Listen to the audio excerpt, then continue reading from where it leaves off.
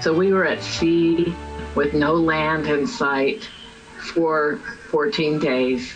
What started out as the cruise of a lifetime turned into a trip of turmoil. Thanks for joining us for Fox 4 News at 6.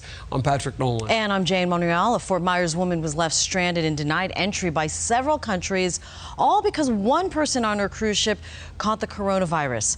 After weeks of ups and downs, she is finally back home. Fox 4's Rachel Lloyd live at RSW where that woman landed just hours ago. Rachel? Holley Rauen said she's looking forward to finally sleeping in her bed tonight and not wearing a mask. Now, she says she was stuck on that cruise ship for 2 weeks and considered herself a refugee, but now she's making the most of it. Holley Rauen couldn't wait to set sail for a beautiful tour of Asia. Things went well on the Westerdam Cruise's first stop, Singapore. But once countries got word of another ship, the Diamond Princess cruise line, where hundreds had the coronavirus, Rauen's ship was stuck sailing. So we were just like all over the South and North China Sea. She talked me through what happened during a layover in Houston. And one by one, every country that was on our schedule said, we don't want you.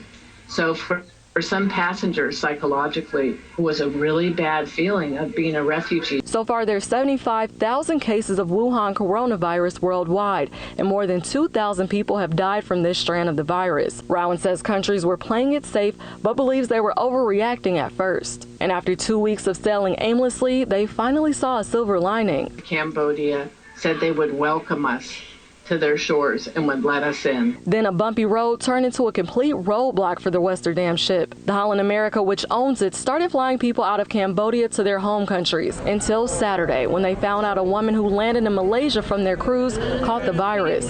Suddenly, hundreds of people were stuck in Cambodia. It's one country after another, starting with Malaysia because of the woman in Kuala Lumpur.